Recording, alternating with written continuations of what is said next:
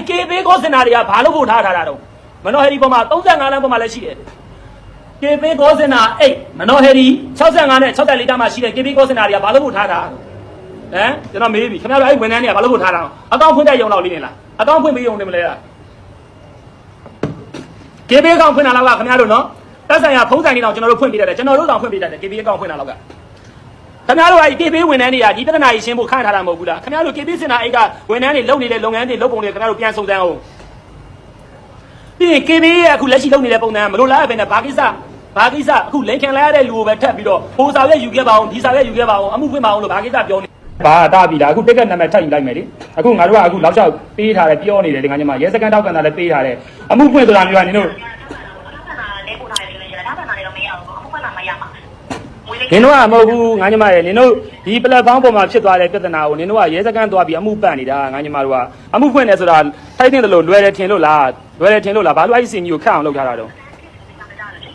အေးအမှုဖွင့်တယ်ဆိုတာလွယ်တယ်ထင်လို့လားလို့အမှုဖွင့်တယ်လွယ်တယ်ထင်တာလို့ဆိုတော့ကျွန်တော်တို့ဒီလုပ်ငန်းတွေကိုတင်နေနေတာပေါ့နော်အခုရဲကန်အမှုဖွင့်တာလွယ်လို့ပြောပြလိုက်ပါရှင်ငါတို့လည်းထောက်ခံတာပေးထားတယ်လေနင်ကဘက်ကမှန်တယ်ကြီးဆိုမပြောနဲ့လေဒီလုပ်ငန်းတွေကအမှုဖွင့်တာတွေမှာရမယ်ဆိုပြီးလုပ်ငန်းတွေတင်ပေးကနေပြောပေးထားမှာပါအဲ့ဒါအမှုဖွင့်တာတွေမှာပဲရမှာရှင်အမှုဖွင့်တာကိုငါတို့ကအခုဒီနေ့တောင်းနေတယ်မပိတ်နဲ့အောင်တောက်လျှောက်ခေါ်ကနေဟိုကမပိတ်နဲ့အောင်ငါတို့ကမအားသေးဘူးဖုန်းတွေတိတ်မှမလို့ငါတို့ကတောက်လျှောက်ပြောနေတာထောက်ခံတာတိုင်တလားပိတ်မယ်လို့ပြောတာငါညမရထောက်ခံပိတ်ဖို့လာတယ်မရှိတော့လုပ်ငန်းတွေကပိတ်ပေးရမလို့ပြန်ဖွင့်ပေးရမလို့ဌာနဘက်ကဆောင်ရွက်သွားမှာဒီလုပ်ငန်းတွေကဌာနဘက်ကလုံးဆောင်မှာဖြစ်တဲ့ကြောင့်မလို့တို့ရဲ့လုပ်ငန်းဒီတိုင်းပဲဆောင်ရွက်ပေးသွားမှာပါရှင်အေးလုံထုံးလုံကြီးကလည်းထောက်ခံတာပြီးရင်တလားထိတားပြီးလို့ပြောတယ်လေဟုတ်ဘယ်ဘက်ကနေပြောလိုက်တာလဲရှင်ဟာနင်တို့ KB ကောစင်တာပဲဝါဆိုလားဘာလားမသိဘူးငါတို့တောက်လျှောက်ဆက်နေတာပြီးရင်ငါတို့လည်း KB မနော်စင်တာအိတ်ကကိုမင်းနဲ့ KB မနော်စင်တာအိတ်ရဲ့ဖုန်းနံပါတ်ငါပြောအောင်မလားအဲ့တော့ဒီစင်တာတွေဘက်ကကျွန်တော်တို့ဘက်ကတင်ပြရဖို့ရှင်ဒီလုပ်ငန်းတွေတင်ပြရကျွန်တော်တို့ဌာနဘက်ကပဲတင်ပြရမယ်ပါနင်တို့ဗောလီဘောဘတ်စကတ်ဘောအတင်းထောင်းရင်ထောင်းလိုက်ငါညီမနင်တို့ကအကုန်လျှောက်ပြီးတော့စံတော်ငါတို့ကသွားပြီးပြီလေစံတော်ထောက်ခံတာပြီးပြီလေငါညီမအခုကဟိုနင်ကဘာလို့ပြောနေတာလဲအခုငါတို့ကပြောနေပြီဒီဖြစ်စဉ်ကမပြီးသေးဘူးအမှုဖွင့်တာထပ်ပေးမယ်ရုပ်ဆောင်တွေကတစ်ခါကဥစ္စာကိုပိတ်လိုက်ပြီလားဒီအားဆိုထပ်တင်လိုက်လေနင်ပြောတဲ့ကောင်ကငါတင်းတဲ့စေကိုညီကြီးလိန်ခံနေရမှာလားငါညီမနင်ကဘာတော်တာတော့နင်နာမည်ဓာတ်ဖောက်ပြန်ပြောတတ်မှာဟုတ်ဟေးနောက်တဲ့ပြည့်တဲ့ထပ်ဖို့ရနောက်တဲ့ပြည့်တဲ့ထပ်ဖို့ငါညီမနင်ကငါတို့စိတ်ရှုပ်နေတာလားငါစိတ်ရှုပ်ရမှာလားနင်ကစိတ်ရှုပ်ရမှာလားငါညီမရင်ဟလားနာမည်ကရင်အပြည့်စုံမလားနင်ဝင်တဲ့ယာရုပြောပြင်းမှာအားတောင်းရှိရတယ်အေးစားပြီးယာရုကိုပြောစားပြီးကလည်းမပြောနဲ့ရင်ဆိုတာလေးနဲ့လည်းမပြောနဲ့ရင်မစုံပြည့်ငါနာမည်ပြည့်တော့ငါဖုန်းနေဝင်နော်ငါနာမည်ပြည့်တော့ဖုန်းနေဝင်မရှိရင်နင်ကငါဘယ်လိုပုံစံဆက်ဆံကြရတော့အေးငါတို့တက်ပိတ်သွားပြီဆိုရင်ငါတို့တက်ချက်ဖွင့်လိုက်တက်ချက်ဖွင့်လိုက်အေးဖွင့်လိုက်ပြီဆိုပြီးတော့လောက်တာပါအခုခေါ်တဲ့နံပါတ်လေး2569နဲ့တော့ရပါမင်းပြောလိုက်အခုမျိုးသမီးအကောင့်ပါရှိရောအခုတွေ့လားကျွန်တော်မိတ်ဆွေတွေဒီဥစ္စာကို share ထားပြီနော်တို့ KB ကကောစင်တာစောက်တလွဲလုပ်နေတာ share ထားပြီအကုန်သိအောင် share နော်စောက်တလွဲ KB ကတွေ့လားလုပ်နေတဲ့ပုံစံစောက်တလွဲရဲ့ကျွန်တော်တို့ခင်ဗျားတို့ညာခံမှုတဲ့သူတွေငြိမ်းခံမနေနဲ့နော်ကျုပ်ကဒီပတ်စံလေးလောက်နဲ့ဘာမှမဖြစ်ဘူးဆိုပေမဲ့ကတုံးပေါ်ထိတ်ွက်ကြီးနော်ကျွန်တော်ပြောမယ်ကြံတဲ့မျိုးနယ်တွေကိုမပြောသေးဘူးနော် KB ကအခုဖြစ်နေတဲ့ပုံစံနော်မြန်မာနိုင်ငံရဲ့အကြီးမားဆုံး EMD ဈေးကွက်ကိုတိမ့်ပိုက်ချင်ပြီးတော့ကျွန်တော်ပြောချင်တာနော်အခုလိုညနေလဲခွဲပြစ်နော်ကျွန်တော်ပြောမယ်ကျွန်တော်တို့နေနေတဲ့အခုကြံတဲ့မျိုးနယ်တစ်မျိုးနယ်တဲ့တောင်တော့မှ KB ကမန္တလေးမျိုးနယ်တစ်ခုတည်းတောင်မှ KB က3လမှာအမှုပေါင်း300ကျော်တက်တယ် KB ကနေလိန်ခံရတဲ့လူတွေနော်အမှုပေါင်း300ကျော်တက်တယ်ခင်ဗျားတို့စဉ်းစားကြည့်လိုက်တော့နော် KB ကတရားဝင်လိန်ဝင်ပေးနေသလားတော့မသိဘူးနော် KB ကတရားဝင်လိန်ဝင်ပေးနေသလားတော့မသိဘူး KB ကနော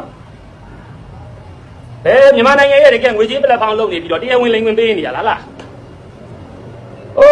းအားရပြီသူတို့မြန်မလိန်ခံရဘဲနဲ့သွားပြီးတော့လိန်ခံနေရပါတယ်ပြောနေတဲ့အတိုင်းပဲအချက်လက်အကုန်ပေးပြီးသားကိစ္စတခုသွားပြီးတော့ဆက်သွယ်နေမှမရှိဘူးဒီဘက်ကကိုယ့်ဖြစ်တည်မှုနဲ့တိုင်တန်းပြီးတော့ပြောနေတာဟုတ်လားကျွန်တော်တို့ကဘယ်နှွေဘယ်ရွေးဘယ် transaction ငွေအမောင်းဘလောက်ဘန္ဒနာကြီးမှာဘလိုမျိုးလောက်ခံလိုက်ရတာပြောနေပြီလုပ်ပြီးတော့လေဘာတော့ဘုံဗန်သူတို့ပါစက်ထဲကစကလုံးနဲ့ရှောက်ပြောနေတာမသိရင် KB ဝန်ထမ်းတွေတွေကမှကျွန်တော်ပြောမယ်ဒီ live ကိုကြည့်နေတဲ့ကမ္ဘောဇဘဏ်ရဲ့တာဝန်ရှိပုဂ္ဂိုလ်လူကြီးမင်းများခင်ဗျားတို့ KB ဝန်ထမ်းတွေထဲမှာမတမာတဲ့ကြားဖြန့်ဖွဲ့စည်းတွေကပတ်သက်နေတာဟာတွေများရှိနေသလားမသိဘူးလူလိန်အားဖြင့်တစ်ခုအားဖြင့်ရမ်းလုံးနေတာ ကျွန်တော်ပြောမယ်လိန်ခံနေရပြီလိန်နဲ့ချက်လက်အကုန်ပြီးပြီခင်ဗျားတို့နိုင်ငံနဲ့ချီတဲ့ platform လုပ်နေတာခင်ဗျားတို့မှာ data server ရှိလို့ရှိတယ်အဲ့ဒီ server ထဲမှာ transaction တွေတောင်းလျှောက်အချက်လက်ပြောရင်ကြည့်လို့လည်းရတယ်ကျွန်တော်တို့ကဖုံးဆက်ခြင်းလို့တိုင်လို့အလိန်ခံရလို့တိုင်လို့ဖုံးဆက်ပြီးဆိုရင်တော့မှခင်ဗျားတို့ကကျွန်တော်တို့ပိုင်းရှင်းဖြစ်ချောင်းအစစ်အစစ်စစ်ဆေးပြီးတော့မှခင်ဗျားတို့ကစက်ပြီးစကားပြောလက်ခံတာမဟုတ်လားတစ်ဖက်လူရဲ့အချက်လက်တွေလည်းခင်ဗျားတို့တည်ပြီးသားလေအခုက KB ကအခုအောက်ခြေမှာဖောင်းပွားနေခင်ဗျားတို့တော်တော်ဆိုးနေပြီ KB ကနော်ကျွန်တော်ပြောချင်တာနိုင်ငံရဲ့ဘာတရားထက်တန်မြမအားမှန်ကံဘောသားဘာမြမအားမှန်လဲခင်ဗျားလူလိန်အားပေးအားမှန်အခုအားမှန်ကျွန်တော်ဒီလိုပြောတာခင်ဗျားတို့လုပ်ငန်းကိုထိခိုက်ခြင်းလို့ပြောတာမဟုတ်ဘူးအခုဖြစ်ပြန်နေတာမြေပြင်မှာခင်ဗျားတို့ရှင်းပြရမှာနော် KB လုပ်နေတာရေဟုတ်ဘူးခင်ဗျားတို့နော်ဘာတရားထက်တန်မြမအားမှန်လဲကျွန်တော်ဒီလိုပြောရင်ခင်ဗျားတို့အကျိုးစီးပွားထိခိုက်စေခြင်းလို့ကျွန်တော်ကပုတ်ခတ်ပြီးရိုက်ခတ်နေပြီးပြောနေတာမဟုတ်ဘူးအဲ့လိုမှမပြောနေဘူးဆိုရင်ခင်ဗျားတို့ကကြံတဲ့လူတွေရဲ့အကျိုးစီးပွားတွေပြည့်စည်ကုန်ပြီနော်တကယ်ကောင်းကောင်းဝယ်လှုပ်ရှားနေတဲ့လူတွေရဲ့အကျိုးစီးပွားတွေပြည့်စည်ကုန်ပြီအဲ့ဒါကိုသိလားကျွန်တော်ပြောတာနော်ကျွန်တော်တို့30လိန်ခံလိုက်ရတယ်ပြီးခဲ့တဲ့ဖေဖော်ဝါရီ25ရက်နေ့ကလေးကအခု2025ဖေဖော်ဝါရီ25ရက်နေ့ကလေးကအလိန်ခံလိုက်ရတယ်ကျွန်တော်ကဒီလိုပြောနေလို့ကမ္ဘောဇဘန်ကြီးပြည့်စည်ပါသေးတော့ KB ဆိုတာမျိုးကြီးကိုပြိုကွဲသွားပါသေးတော့စိတ်နဲ့ပြောနေတာမဟုတ်ဘူးခင်ဗျားတို့အကျိုးစီးပွားကိုတိုက်ခိုက်နေတာမဟုတ်ဘူးခင်ဗျားတို့ကုန်ပြီးတော့အကျိုးဖြစ်ထွားနော်အခုကခင်ဗျားတို့အကျိုးစီးပွားလာဖြစ်နေမယ်ကျုပ်တို့အောက်ခြေကကောင်းကောင်းဝဲလှုပ်ရှားနေတဲ့လူတွေရဲ့အကျိုးကပြည့်စည်နေပြီသိလားအကျိုးပြည့်စည်နေပြီလူများအကျိုးပြည့်စည်နေပြီခင်ဗျားတို့ KB ရဲ့စောက်ကန်ကအလုံးလုံးနေတဲ့အဆင့်ပုံစံတွေက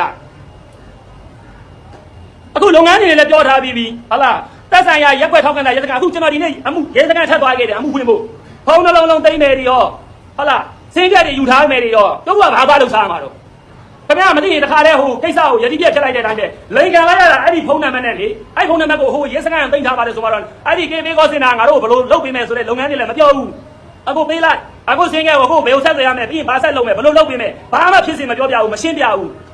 နော် KB ကောစင်တာကြီးကပေးထားပြီးရင်တဲ့စကန်မှုနဲ့နေထိန်နေတဲ့ဟလာလာမယ်လုပ်ပေးမယ်တဲ့လွယ်ရလားအမှုတစ်ခုဖွင့်နေဆိုတာမျိုးကကျွန်တော်တို့ဖြစ်တည်မှုနဲ့ဟလာဖြစ်သွားတဲ့အနေအထားတွေကိုကျွန်တော်တို့ကပြောပြပြီးတိုင်တန်းနေပြီဆိုရင်ခင်ဗျားတို့ဘက်ကလုပ်ပြီးတော့လေခင်ဗျားတို့ KB ဒီမြန်မာနိုင်ငံရဲ့ email platform ကိုခင်ဗျားတို့နော်လော်ဝဲတီအုပ်ချင်ပြီးတော့လောက်ထားပြီးပြီခင်ဗျားတို့မှလည်းအကျိုးစီးပွားအများကြီးဖြစ်ပြီးပြီ KB ရဲ့နော်တောင်းမရှိလူကြီးနေများအကုန်လုံးဒီဗီဒီယိုဖိုင်ကို share ပါခင်ဗျားတို့ကျွန်တော်တို့အညာခံဘူးတဲ့လူတွေ KB ကနေလိန်ခံဘူးတဲ့လူတွေငြိမ်ခံနေနဲ့ share ကျွန်တော်ပြောတဲ့စကားလုံးတွေကျွန်တော်တာဝန်ယူတယ်နော် share အခုဖြစ်ပေါ်နေတာ KB ကဘယ်လိုလဲသိလားလိန်သွားပြီလိန်သွားတဲ့လူရဲ့ဥစ္စာကိုလိန်ခံလိုက်ရတဲ့လူကိုပဲသိရမလားငင်လေးနေဆိုပြီးတော့မှသိရမလားထပ်မလုံးနဲ့ငင်လေးနေဆိုတဲ့လောက်ထားတဲ့ပုံစံကြီးအစင်းမလိုလားတဲ့လုပ်ငန်းစဉ်တွေကဇက်ရှုပ်လိုက်တာမှအများကြီးပဲနော်ကျွန်တော်ပြောပြမယ်ဘယ်လိုမျိုးဇက်ရှုပ်အောင်လုပ်ထားလဲဆိုရင်အခုကျွန်တော်မိတ်ဆွေကြည့်နေတဲ့လူနော်မင်္ဂလာပါအားလုံးမင်္ဂလာပါနော်ဘယ်လိုဇက်ရှုပ်အောင်လုပ်ထားတယ်လဲဆိုရင် KB အခုဒါ KB ကောစင်တာကိုဆက်နေတာကျွန်တော်တို့ဒါကျွန်တော်ပြောသမီးနော်ခုနကကျွန်တော်ခေါ်ပြီးပြီနော်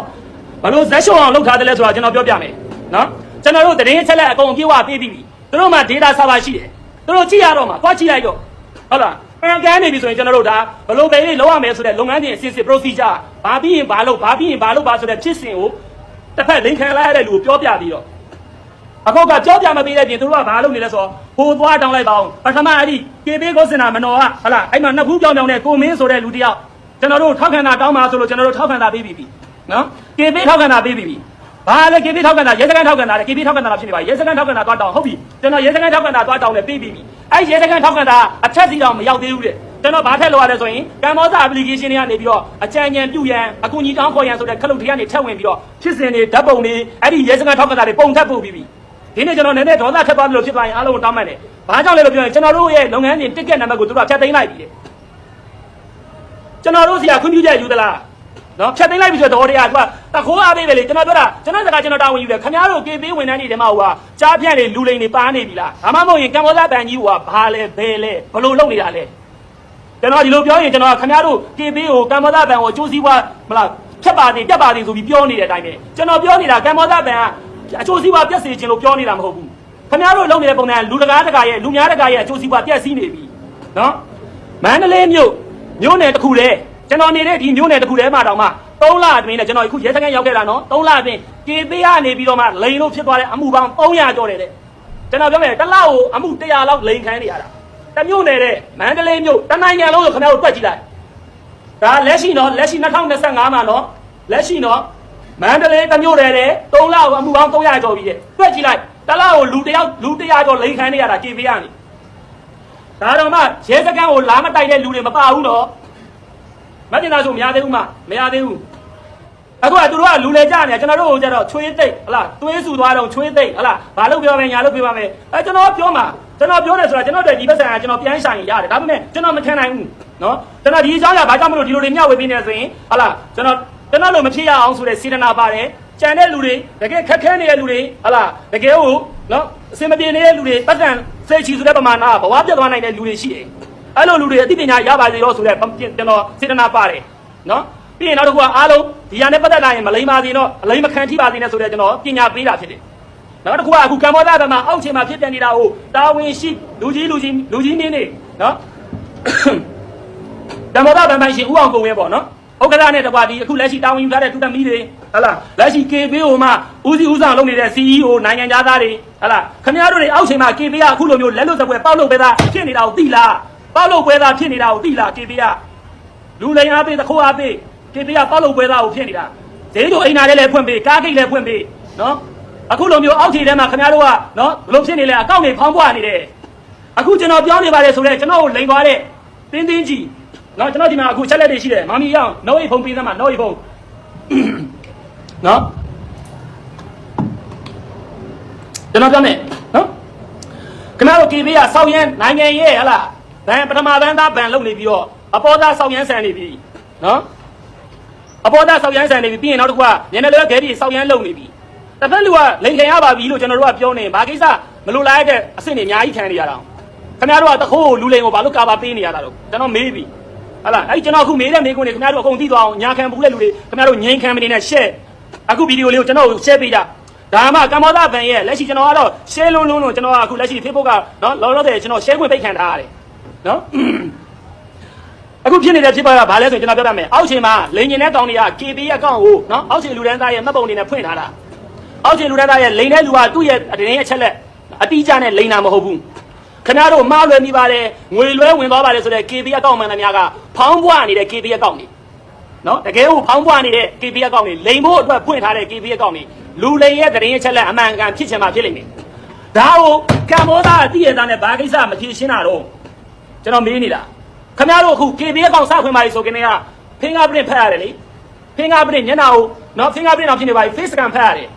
face scan နဲ့ခင်ဗျားတို့တစ်လတစ်ချိန်တစ်ပတ်တစ်ချိန် face scan ကို improve လုပ်ခိုင်းလေတကယ်တောင်းနေတဲ့လူမဟုတ်ဘူးဆိုရင်အဲ့ဒီ scan မဖတ်တဲ့အကောင့်တွေဆိုခင်ဗျားတို့ပိတ်သိမ်းလေအခုဖြစ်နေတာ KB ကမသိရင်ခင်ဗျားတို့ကဟာပေါက်ကြီးရိုးပေါက်ကြီးကျွန်တော်လည်းနီးပညာနဲ့စိမ့်တဲ့လူတယောက်မဟုတ်ဘူးကျွန်တော်လူများပတ်စံဟိုအလကားမျိုးကျွန်တော်ကိုလားလိန်တဲ့အကွက်နဲ့တခြားလူလျှောက်လိန်လို့ရတယ်ပတ်လိန်လို့ရတယ်ကျွန်တော်ပြောနေတာရှင်းလားကျွန်တော်လားလိန်တဲ့အကောင့်ဆိုတာကျွန်တော်ရှေ့ရလိုက်ပြင်မှာပြောပြီးပြီအခုအချင်းချုပ်ပြန်ပြောပြမယ်အခု Viber ကနေပြီးတော့အကောင့်နှစ်ခုအကောင့်နှစ်ခုအကောင့်တုနှစ်ခုနော်မဲကြီးဆိုတဲ့ Viber အကောင့်တုတစ်ခုနောက်တစ်ခုကတက်ဆိုင်ရာလုပ်ငန်းရှင်သူလိန်မဲ့လူရဲ့နော်တက်ဆိုင်ရာလုပ်ငန်းရှင်ရဲ့အကောင့်တစ်ခုနော်ဒီအကောင့်တစ်ခုနဲ့ဘာလုပ်ပြီးလဲဆိုရင်တို့ကအဲ့ဒီလုပ်ငန်းဦးစီးနေတဲ့ဝန်ထမ်းတွေကိုသွားပြီးတော့မှတို့ကသွားဆွာပြီးဇလန်းဇက်ကွက်ရိုက်ပြီးတော့မှမဲကြီးဆိုတဲ့ Viber အကောင့်တုကဈေးတွေမေးမယ်တက်ဆိုင်ရာလုပ်ငန်းစုရဲ့ရောင်းနေတဲ့ product တွေရတနာသေးဆိုရင်ရတနာနဲ့ဆိုင်တာမေးမယ်ဖုန်းဆိုင်ဆိုရင်ဖုန်းနဲ့ပတ်သက်တာမေးမယ်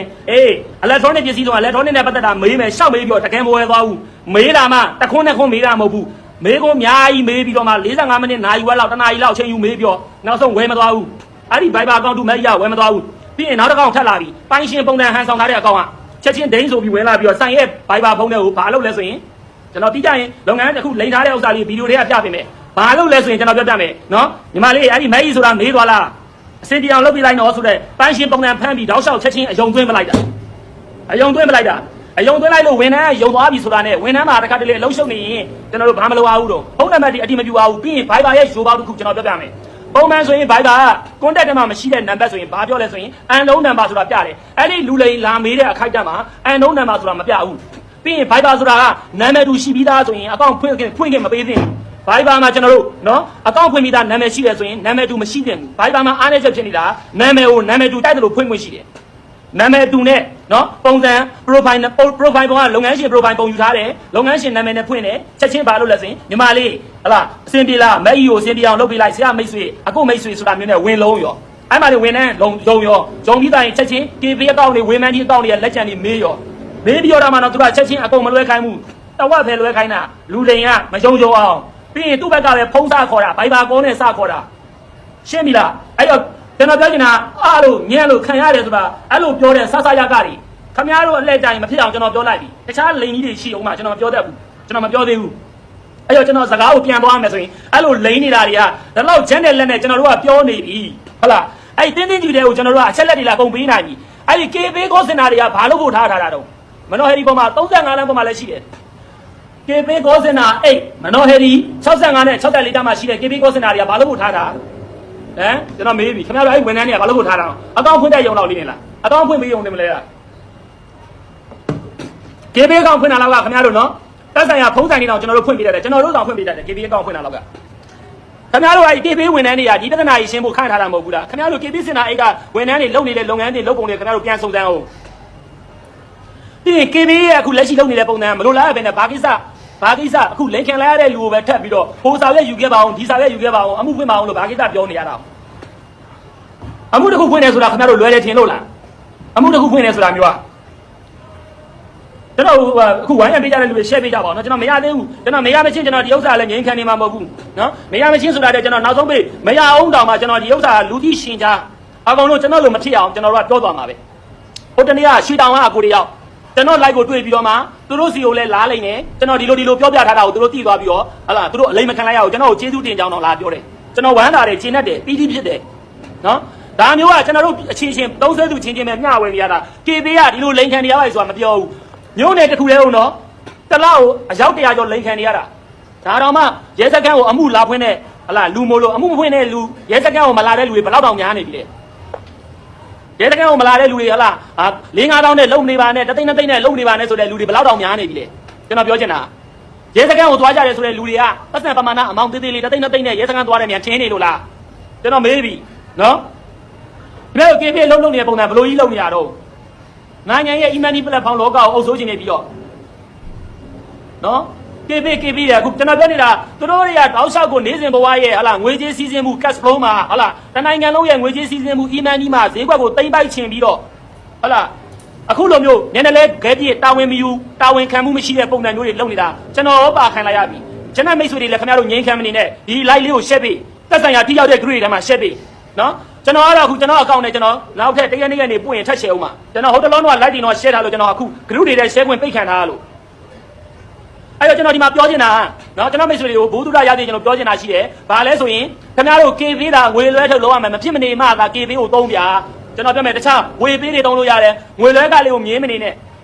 နော် AR ပေးတွေသုံးလို့ရတယ်တခြား e-money တွေသုံးအခုဆိုလဲဘန်တွေအခု e-money တွေကျွန်တော်တို့တိုးတက်လာပြီ KB ဆိုတာမျိုးမသုံးနဲ့တော့ကျွန်တော်ဒီစကားပြောတာ KB ကိုထိခိုက်ရှင်တယ်လို့ပြောတာမဟုတ်ဘူး KB ကအခုပြဿနာအတက်ဆုံးစောက်ပြဿနာအများဆုံးနေရာဖြစ်နေတယ်လူလိန်တွေစောက်ရမ်းကြိုက်တဲ့စောက်ရမ်းလိန်လို့ကောင်းတဲ့နေရာဖြစ်နေတယ်ကျွန်တော်ဒီလိုတွေပြောရင်စကားဒါတွေပြောရင်ဒေါ်ရီပါရဲ့ဟုတ်လားသူတို့တာဝန်ယူမှုတာဝန်ခံမှုမရှိနေဘူး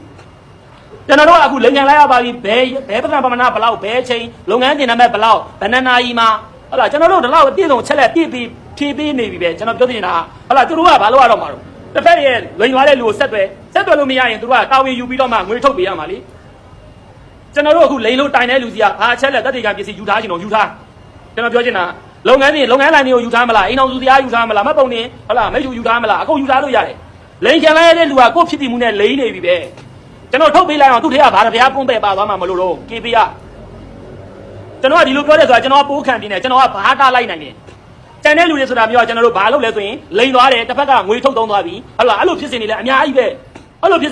ပဲလိန်ခံလိုက်ရတယ်ရောင်းမဝယ်မဖြစ်တယ်ဟုတ်လားကန်ဆယ်မဲတွေထိုးတာတွေရှိမယ်ကျွန်တော်ဒေါသထွက်ရတဲ့အကြောင်းကျွန်တော်ပြောနေတာကျွန်တော်လောင်းကစားလုပ်လို့မဟုတ်ဘူးလောဘနဲ့ရောင်းမဝယ်မဖြစ်တာမဟုတ်ဘူးကျွန်တော်တို့ပစ္စည်းတွေဝယ်တာရှောက်ဝယ်တာလည်းမဟုတ်ဘူးဟုတ်လားကျွန်တော်တို့စီမှာဟိုတမင်တက်ပိုင်ရှင်ပုံစံဖမ်းပြီးတော့လားလိန်သွားတာလိန်သွားတဲ့အလိန်ကိုတိတိချင်းကျွန်တော်တို့ကဘာတားလိုက်နိုင်တယ်ဟုတ်လားသက်ဆိုင်ရာအချက်လက်ပေးပြီးတာတောင်မှကျွန်တော်တို့သက်ဆိုင်ရာချက်လက်ဆိုကျွန်တော်ပြောမယ်နော်ရဲစခန်းထောက်ခံတာဆိုတာဒီတိုင်းသွားတောင်းရဲလားလူလိန်သွားတောင်းရဲသလားလိန်နေတဲ့လူကရဲစခန်းထောက်ခံတာသွားတောင်းရဲသလား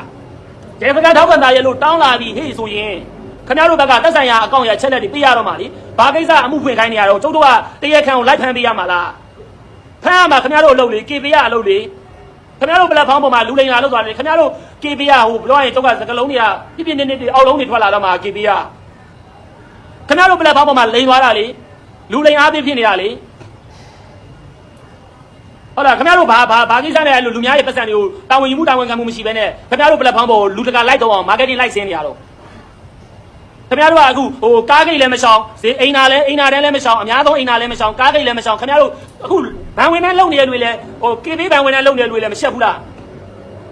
ဟုတ်လားအဲ့လောက်ကြီးကြီးခင်ဗျားတို့ဟလာဟိုမားကတ်တင်းဆင်းစရာလားတို့လည်းဗန်ဝင်တန်းလောက်လာကြတာအဲ့လောက်ကြီးကြီးပြပြနေခိုင်းနေတို့လုံးမနေဘူးဇုတ်ကမဟာတရားမားကတ်တင်းတွေလွတ်စင်တနိုင်ငံလုံးအီမန်နီဈေးကွက်ကိုတိတ်ပိုက်ခြင်းအခုလိုမျိုးစောက်ပြဿနာတွေ KB အကောင့်ဖောင်းပွားမှုကြောင့်ဖြစ်ပေါ်လာတဲ့စောက်ပြဿနာကြတော့နည်းနည်းလဲခွဲပြစ်အခုကြကျွန်တော်တို့30လိန်ခံလာရပြီလိန်ခံလာရတဲ့လို့တော့ကျွန်တော်30လာလိုက်တာနော်ကျွန်တော်တို့က20ပဲထိသွားတာကန်အစိုးရအကောင့်ပြောရမယ်20ပဲပြီးတဲ့အချိန်မှာကျွန်တော်တို့ limit ထိသွားတယ် limit ထိသွားတော့မှလူလိန်ကတောက်တဲ့10သိန်းမလုံးမချင်းစောင့်နေတာအဲ့ဒီအချိန်ကိုခွင့်ကောင်းယူပြီးတော့ကျွန်တော်က KB ကိုစင်တာကိုဖုံးဆက်ပြီးဘားသားလိုက်နိုင်တယ်ဘားသားလိုက်နိုင်တယ်ဆိုရင်သူကဘာလုပ်ပြရတော့မှာတော့ကျွန်တော်ကိုပတ်စံရှိရမရှိဘူးဟုတ်လားနောက်တစ်ခုကဒီဥစ္စာနဲ့ဆက်အကောင့်တွေကဘယ်သူတွေပါဒါပြီးတော့လေကျွန်တော်တို့ဘက်ကဖြစ်တည်မှုနဲ့တိုင်းနေပြီဟုတ်ပြီကျွန်တော်တို့ကအခုနောက်တစ်ခုအမှုဖွင့်ရမှာဆိုရင်လေကျွန်တော်တို့ဖြစ်စေချင်တာအမှုဖွင့်တဲ့လူတွေမခက်ခဲအောင်ခင်ဗျားတို့လုပ်တင်တယ်ဟလာခင်ဗျားတို့မှာတရင်ချက်လက်အမှန်ကန်ရှိတယ်ဆိုရင်ခင်ဗျားတို့ကဘာလုပ်တင်တာဒီချက်လက်ကိုဟလာစာပဲစာတန်ထုတ်ပေးရမှာကျွန်တော်ဆိုလို့ချင်တာထားပါကျွန်တော်အခုလိန်ကန်ရလို့တိုင်ပြီကျွန်တော်ကတရင်ချက်လက်အတိအကျပေးနိုင်ပြီကျွန်တော်ဖုန်းနံပါတ်နဲ့ကျွန်တော်ငွေလွှဲလိုက်မိတယ်လူလိန်ကောင်လေးကိုလူလိန်ကလိန်လိုက်လို့ပြောပြီးကျွန်တော်ကိုအချက်လက်တွေခင်ဗျားတို့ကစစ်ဆေးပြီးရင်ဟုတ်တယ်မှန်တယ်ဆိုတော့စာရဲထုတ်ပေးပြီးရဲစခန်းမှာအမှုဖွင့်မှာတက်တိကံပစ္စည်းသိသိရမလို့ပါဘူးသူ့ရဲ့နေရာချက်လက်ကိုချိန်မြင့်သွားလို့ရပါတယ်ဆိုတာခင်ဗျားတို့လုပ်ပေးလေစာရဲထုတ်ပေးလေအခုကျွန်တော်တို့အမှုဖွင့်ဆိုတာလွယ်တယ်မြတ်မှန်နေလားအခုကျွန်တော်တို့အမှုသွားဖွင့်မယ်ဟုတ်တယ်အခုကျွန်တော်အမှုမဖွင့်ဖို့ပြောနေတာမဟုတ်ဘူးနော်အခု KB ကအခုတွေ့လားကျွန်တော်တို့ရဲ့လုပ်ငန်းစဉ်သူတို့ရဲ့ဖြည့်ရှင်းဖို့ error complaint နံပါတ်ကိုဖြတ်ပလိုက်ပြီးတယ်ကျွန်တော်အဲ့ဒါကြောင့်ခုနဒေါ်ပွားသွားတာကျွန်တော်တို့ခုလားဘာဆက်လုံးမှလဲဗပြေးလုံးမှလဲဆိုတာမျိုးမမေးဘူးတစ်ဖက်ကတင်းကြီးဆိုတဲ့သူတို့အကောင့်ဖောင်းပွားမှုကြောင့်မလို့သူတို့မဟာတရားဟိုခွေးလို့နွားလို့ marketing ဆင်းထားပြီးတော့ဖွင့်ထားတဲ့အကောင့်ဖောင်းပွားမှုကြောင့်ဖြစ်လာတဲ့နောက်ဆက်တွဲအကျိုးဆက်တွေကြောင့်မလို့လူလိမ်အကောင့်တွေကဘလောက်တောင်ဖောင်းပွားနေလဲနော်အဲ့တော့ဒီနေ့ကျွန်တော် KB မှာအဲ့လိုဖောင်းပွားမှုကြောင့်ဖြစ်လာတဲ့ပြဿနာနောက်ဆက်တော့သူတို့ရှင်းရမှာလေအဲ့တော့ကျွန်တော်ဒီနေ့ KB မှာပြောပြသွားခြင်းတဲ့အချက်ကနော်Viber ကနေပြီးတော့မှခင်ဗျားတို့စိုင်းပိုင်ရှင်တွေဟုတ်လားတတိထားပါ Viber ကနေပြီးတော့မှအခုလိုမျိုး live လိမ့်နေပါတယ်နော် KB ကိုအသုံးချပြီး live လိမ့်နေပါတယ်ကျွန်တော်မနက်က9နာရီ live လုပ်မယ်ပြောတာကျွန်တော်မအားလို့အခုလွတ်နေတယ်နော် Viber အကောင့်တွေတူတွေသုံးပြီးတော့ live လိမ့်နေတယ်နော်မြို့နယ်တစ်ခုတည်းတော့မှတစ်လကိုအမှုဖွင့်တဲ့ရဲစခန်းလာတဲ့လူပေါင်းနော်100ကျော်ပါတယ်ရဲစခန်းကိုမလာတဲ့လူဆိုတာမျိုးကျွန်တော်မတွက်တော့ဘူးနော်ရဲစခန်းမှာသွားပြီးတော့အမှုဖွင့်ရင်ကြောင်းအမှုလာဖွင့်နေတဲ့လူကတစ်လကိုအယောက်100ကျော်ပါတယ်တတိထားကြပါ KB ကနေလိမ့်နေပါတယ်KB ကိုအသုံးချပြီးတော့ဟလာလူလိန်တွေကအခုလိုမျိုးလိန်နေပါတယ် KB ကဘောပါရဲ့ဟွာနဲ့ထိုးရနေလို့လူလိန်တွေကထိုးရနေလို့လူလိန်တွေကသူတို့ကော့ပြပစိုးလန်ပြနေလေသူတို့က KB ကလန်ပြခံနေပါတယ် KB ကဖင်ချခံနေပါတယ်နော် KB ကလူလိန်တွေဖင်ချတာခံပြီးတော့မှလူလိန်အားပေးတခိုးအားပေးဂျပိုးအားပေးလုပ်နေပါတယ်ဆိုတော့ပြောပြတာပါနော် KB ကလူလိန်တွေဖင်ချတယ်ခံနေပါတယ်နော်နောက်တစ်ချက်ကကျွန်တော်တို့ဗာလဲဆိုရင်အခုလိုမျိုးလိန်မခံရအောင်မဖြစ်မနေလိုအပ်မှသာအီမန်နီဆိုရင် KB ကိုသုံးပါတခြားအီမန်နီတွေသုံးပါ AR ပေးတွေရှိပါတယ်ဝေပေးတွေရှိပါတယ်နော်တခြားအီမန်နီတွေတော့သုံးပါတာဝန်ယူမှုတာဝန်ခံမှုရှိတယ်အခုဆိုကျွန်တော်ဝေမန်နီမှာထိုက်တဲ့လောက်တာဝန်ယူမှုရှိရလို့မြင်ပါတယ်အခုဝေမန်နီရဲ့အီမန်နီဈေးကွက်ကို KB ကမဟာတရားတိုက်ခိုက်ပြီးတော့ကြီးစိုးပြီးယူထားပါတယ်ပြဿနာတက်သွားရင်ဟလာအခုနော်ဘယ်ရတက်လဲမင်း KB ကတက်တာများနေပါတယ်အဲ့တော့ KB ကလွဲပြီးကျန်တဲ့အီမန်နီတွေသုံးပါအဆုံးစွန်တော့မဖြစ်မနေ KB ကလွှဲရမယ်ဆိုရင်တောင်မှနော်social တွေ messenger တွေ Viber တွေ Facebook ကနေလာပြောတဲ့ဟာကိုယုံပြီးတော့မလွဲပါနဲ့ဖုံးဆက်အတီးပြုဖုံးခေါ်ပြီးတော့မှလွဲကြပါဒုတိယတစ်ချက်နော်ကျွန်တော်ပြောတယ်နော်ပထမတစ်ချက်ကဒုတိယတစ်ချက်ကကျွန်တော်တို့ပထမတစ်ချက်က KB ကလူလိန်အားပေးလုပ်နေတယ်သူတို့ဖင်မနိုင်မင်းနဲ့ပဲချင်းစားပြီးတော့မှနော်အခုလိုမျိုးနော်လူလိန်တွေရဲ့နော်ကျွန်တော်တို့လိန်လို့ကောင်းတဲ့နေရာ KB ဖြစ်နေပါတယ်နော်ဘာလဲဆိုရင်လိန်သွားပြီငွေလိန်သွားပြီဆိုရင်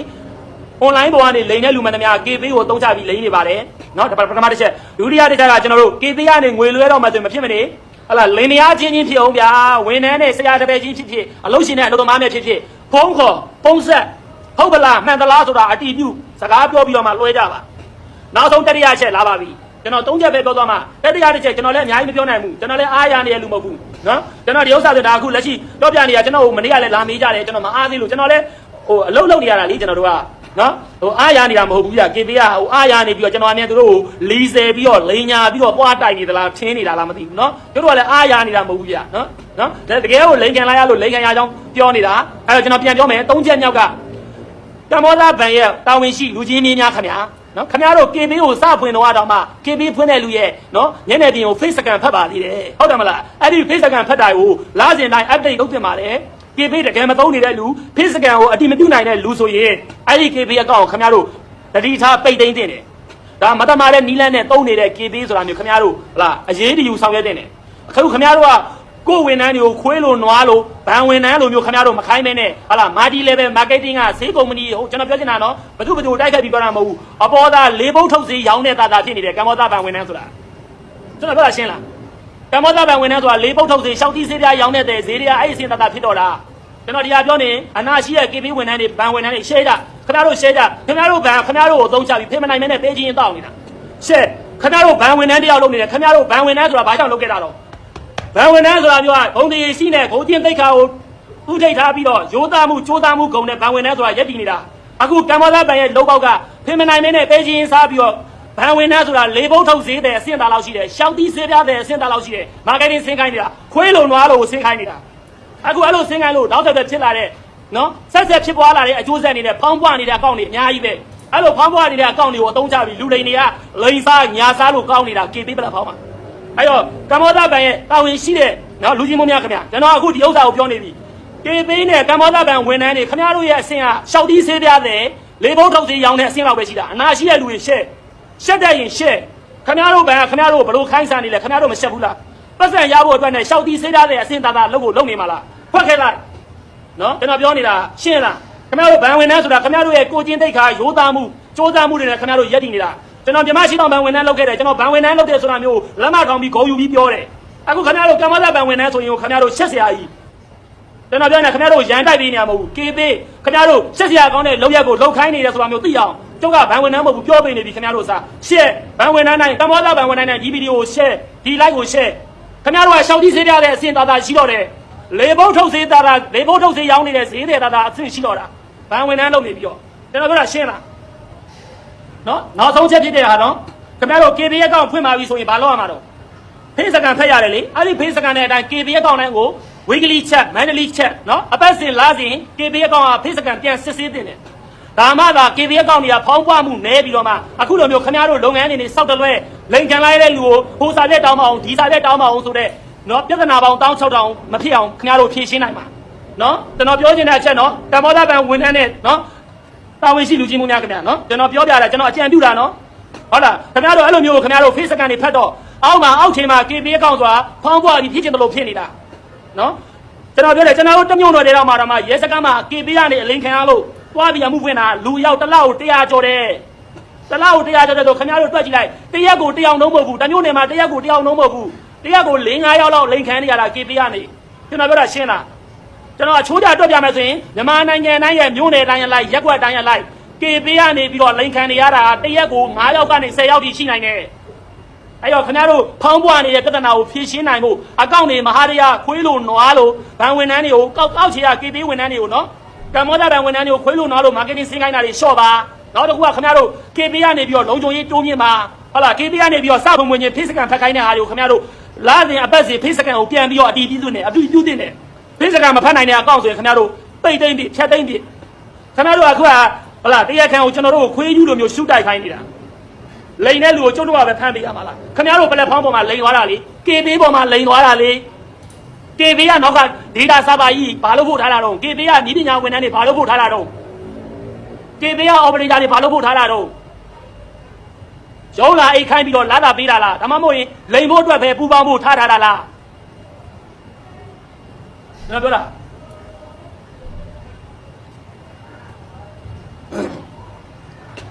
ာဒါဒီလိုကြီးပြောနေတာခင်ဗျားတို့လည်းအာယုံနောက်မှာကြည်နေတဲ့မိတ်ဆွေတို့လည်းကျွန်တော်တောင်းပန်တယ်မဟုတ်ဘူးဗျာအခု KB ကလုံးလုံးနေတဲ့ပုံစံကျွန်တော်အရှိကလိုက်ကြီးလွတ်ခဲ့တယ်ဟုတ်လားလိုက်တွေလွတ်နေဟုတ်လား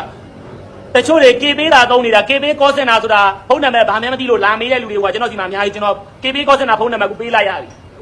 ပြီးရင်ကျွန်တော်လိုက်ကိုတွေးလို့ကာကွယ်လိုက်နိုင်တဲ့လုပ်ငန်းရှင်တွေကျွန်တော်ကိုကျေးဇူးတင်ကြောင်းလာပြောတဲ့လူတွေတောင်ရှိတယ်နော်အဲ့တော့ကျွန်တော်ကအခုဒီလိုတွေပြောပြနေတယ်ဆိုတာ KB ကအလုပ်လုပ်နေတာခင်ဗျားတို့နော်မဟုတ်ဘူးအခု KB ကနေပြီးတော့တရက်ကွက်ကိုဟုတ်လားလူရောက်10ယောက်လောက်ကလိန်ခံနေရတာခင်ဗျာနိုင်ငံနဲ့ချီပြီးတော့ဒါတွက်ကြည့်တော့တရက်ကွက်ကိုလူ10ယောက်ဆိုတာတရက်ထဲနော်တနေ့ကိုလူတရက်ကွက်မှာလူ10ယောက်ကျော်လောက်လိန်ခံနေရတာ KB ကနေခင်ဗျာတွက်ကြည့်ကျွန်တော်တို့ငြိမ်းချမ်းနေမယ်ဆိုရင်ဒီဥစ္စာကြီးကပို့ဆိုးလာမှာ KB ဆိုတာလူလိန်တွေရဲ့ဟုတ်လားဘယ်လိုပြောမလဲလူလိန်တွေဖင်ချလို့ကောင်းနေတဲ့နေရာ KB ကလူလိန်တွေကိုဖင်ခံနေတာလူလိန်အားပေးတခိုးအားပေးလုပ်နေတာ KB ကကျွန်တော်ပြောရင်လည်းရိုင်းသွားရင် sorry နော်ဟုတ်လားကျွန်တော်ပြောနေတာနော် KB ကဟုတ်ကုန်မဟုတ်နေဘူးအဲ့တော့ကျွန်တော်ဒီ line လေးကိုအဆုံးသတ်တော့မယ် ကျွန်တော်အချက်3ချက်နဲ့ပြန်ပြောမယ်ပထမတစ်ချက်ကကျွန်တော်ဒီလိုနေ live လုပ်နေရဆိုတာကျွန်တော်တို့မဖြစ်အောင်လို့နော်ကျွန်တော်တို့လိုမျိုးအခု KP ကနေပြီးတော့လိမ်မခံရအောင်လို့တချို့ကကြည်သေးတယ်ကျွန်တော်ရှိရလိုက်တယ်မှာစောက်ဆရကလေးတွေရှိတယ်ကိုညမ်းလို့ကိုအားလို့ခံရတာခံဖို့ဆိုတာမျိုးလာပြောထားတဲ့လူတွေရှိတယ်နော်တကယ်ကိုလိမ်ဖို့အတွက်လေးကျင်ထားတဲ့အကွက်ကြစီစဉ်ထားတဲ့လူကလားလိမ်တာခင်ဗျားတို့အလင်းငိုက်ဖမ်းပြီးလိမ်မှာခင်ဗျားတို့အဲ့ဒါမျိုးစောက်ဆရကလို့ကျွန်တော်ပြောပြီးပြီအဲ့တော့နော်ကျွန်တော်တို့အလိမ်မခံရအောင်လို့ကျွန်တော်စေတနာနဲ့ပြောပြီးတာနံပါတ်1ချက်နံပါတ်2အချက်နော်ဒီလိုမျိုးပညာဘုဒ္ဓရပါအကြောင်းမလို့ခင်ဗျားတို့ KP ကနေနော်ကျွန်တော်ပြောလိုက်တဲ့အချက်လက်ကြောင့်မလို့ခင်ဗျားတို့ဘုဒ္ဓရတယ်ဆိုရင် KP ရဲ့ကိုနောက်ဆုံးမဖြစ်မနေမှပုံတခြားဥစ္စာကိုတော့ငွေသားကိုငွေသားချင်းချင်းရှင်းနော်ပြီးရင်နောက်ဆုံး KP ကနေမဖြစ်မနေလွှဲရတော့မယ်ဆိုခင်ဗျားတို့ဖုံးဆက်အတိပြုဖုံးခေါ်လင်မယားချင်းချင်းငွေလွှဲခိုင်းတော့မှဖုံးခေါ်တကယ်ချင်းချင်းလည်းဖုံးခေါ်မောင်နှမချင်းချင်းလည်းဖုံးခေါ်ပြီးတော့အတိပြုပြီးမှ KP ကနေလွှဲနော်နံပါတ်2ချက် KP ကနေမဖြစ်မနေ KP ငွေလွှဲဖို့လိုလာရင် KP ကိုနောက်ဆုံးကြမှာထားပြီးတော့သုံးတခြားဥစ္စာကိုသုံးနော် KP ကနေမဖြစ်မနေလွှဲရတော့မယ်ဆိုရင်ဖုံးဆက်အတီးပြုပြီးတော့မှလွှဲဖုံးမဆက်ဘဲနဲ့ Viber နေပြောထားတာပဲ Messenger ပြောတာပါဆိုလိန်ခံကြည့်သွားမယ်လိန်ချင်းနေတာလိန်နေတာနော်နံပါတ်2ချက်နံပါတ်3ချက်ကကျွန်တော်တို့ဗာလဲဆိုရင်ကမ္ဘောဒဘဏ်ရဲ့တာဝန်ရှိလူကြီးမင်းတွေကမ္ဘောဒဝန်ထမ်းတွေခင်ဗျားတို့ကကမ္ဘောဒဝန်ထမ်းတွေကိုပြောချင်တာခင်ဗျားတို့ကရှောက်တီးဈေးပြတယ်လေဘုံထုတ်ဈေးတယ်လောက်အဆင့်နဲ့ရှိတော့တာခင်ဗျားတို့ဘဏ်ကလုံနေတဲ့ပုံစံကခင်ဗျားတို့စောက်စင်ုံမရှိတော့ဘူးကျွန်တော်ပြောနေတာခင်ဗျားတို့ရန်တိုက်ပေးနေတာမဟုတ်ဘူးဟုတ်လားပြီးရင်ကမ္ဘောဒဘဏ်ရဲ့တာဝန်ရှိတဲ့လူကြီးမင်းများနော်အခု KP ဆိုတာကိုစဖွင့်ပါလေဆိုခင်ဗျားတို့လုံခြုံရေးတွေလေဟင်းနေတာနော်နိုင်ငံတနိုင်ငံရဲ့အကြီးမားဆုံး e-money ဈေးကွက်ကိုတိမ့်ပိုက်ထားတဲ့ platform ဖြစ်နေပြီးတော့ခင်ဗျားတို့လုံခြုံရေးကိုအခုလိုမျိုးဟုတ်လားပေါ်တီပေါ်ပြရောတီရောရဲ့လောက်ထားလို့မရဘူးကျုပ်တို့ကဟုတ်လားဟိုဘာပတ်စံဘာဝန်ဆောင်မှုမှမယူဘူးကျွန်တော်တို့ဘာမှကျွန်တော်တို့အကျိုးမြတ်မရှိဘူးဆိုတဲ့စကားလာမပြောနဲ့ကျွန်တော်ဘဏ်ဝန်ထမ်းလောက်လာတာခင်ဗျားတို့အကျိုးမြတ်အခုလိုမျိုး KP ကသုံးတဲ့လူများနေတာအကျိုးမြတ်ရှိလားမရှိဘူးလားဆိုတာခင်ဗျားတို့မပြောလဲကျုပ်တို့သိတယ်နော်ခင်ဗျားတို့မှာ KP ကနေငွေလွှဲကားဆိုတာမရှိဘူးငွေထုတ်ကားဆိုတာမရှိဘူးဆိုတာမျိုးဝန်ဆောင်ကားတွေမယူထားအောင်တောင်မှဒီနိုင်ငံတနိုင်ငံရဲ့ငွေကြေးစည်းစိမ်မှုပလက်ဖောင်းကြီးကခင်ဗျားပေါ်မှာစည်းစိမ်နေတာနော်အကျိုးမြတ်မရှိဘူးဆိုတဲ့စကားကိုလာမပြောနဲ့ခင်ဗျားတို့တာဝန်ယူမှုတာဝန်ခံမှုနဲ့ရှင်းကိုရှင်းပေးရမှာခု KP ကနေဖောင်းပွားမှုကြောင့်မလို့လူလိန်တွေအခုလိုမျိုးဖြစ်နေတဲ့ဟာကိုကျွန်တော်အကြံပြုထားသလိုအကောင့်ဖောင်းပွားရတွေပိတ်အောင်ခင်ဗျားတို့လုံခြုံရေးကိုအတိပြုသင့်တယ်နော်အကောင့်စာဝင်မှာစကနေကဖိစကန်ဖက်ရတဲ့လိုမျိုးအပတ်စဉ်လာစဉ်လုပ်ငန်းလုပ်နေတဲ့လူတိုင်းကဖိစကန်ဖက်ကိုဖတ်သင့်တယ်ဖိစကန်မှမဖတ်နိုင်တဲ့ KP အကောင့်ကိုခင်ဗျားတို့ဖျက်သိမ်းသင့်တယ်အကောင့်ပိတ်သင့်တယ်ဒါကကျွန်တော်လုံခြုံရေးနဲ့ပတ်သက်လို့အကြံပြုတာကျွန်တော်ဒီလောက်ပဲပြောမယ်နောက်တစ်နေ့ live တွေကျွန်တော်အခုနော်စကန်သွားပြီးတော့ထပ်အမှုဖွင့်အောင်မယ်နော်ခင်ဗျားတို့ဟိုကျွန်တော်လည်းအခုထပ်ပြောနေအောင်ပါပဲခင်ဗျားတို့ဘလို့လှုပ်တယ်ဆိုတာကိုအများသူကရှင်းသိအောင်ထပ်ချပြနေအောင်ပါနော် KP ကနေအခုလိုအလိန်ခံလိုက်ရရင်ဒီလိုမျိုးကြီးရှိတယ်စောက်လို့ရှုပ်တယ်အလိန်မခံရအောင်တတိကြည့်ထားနောက်တစ်ခုက KP ဆိုတာလိုအပ်မှသုံးဆိုတာမျိုးဖြစ်အောင်ကျွန်တော်ကပြောမှာခင်ဗျားတို့ပြင်ခင်ဗျားတို့အလုပ်လုပ်နေတဲ့ပုံစံကိုပြင်မဟုတ်ရင်ကျွန်တော်တို့ကတော့ပြောရမှာပဲအဲ့တော့ကျွန်တော် message ကိုပြောချင်တာအညာခံထိထားတဲ့လူတွေငြိမ်းခံမနေပါနဲ့နော်ကျွန်တော်ဗီဒီယို share တာကျွန်တော်ဥစားလေးကိုဝိုင်းရံပြီး share ပေးကြပါအားလုံးကိုအကူအညီတောင်းပါတယ်ကျွန်တော်နောက်ထပ် live ဒီမှာထပ်ဆောင်ကြမယ်နော်ကျွန်တော်ကိုထုံးနေဝင်မှာနော်နောက်ထပ် live ဒီမှာထပ်ဆောင်ကြမယ်ဟုတ်ပါမလား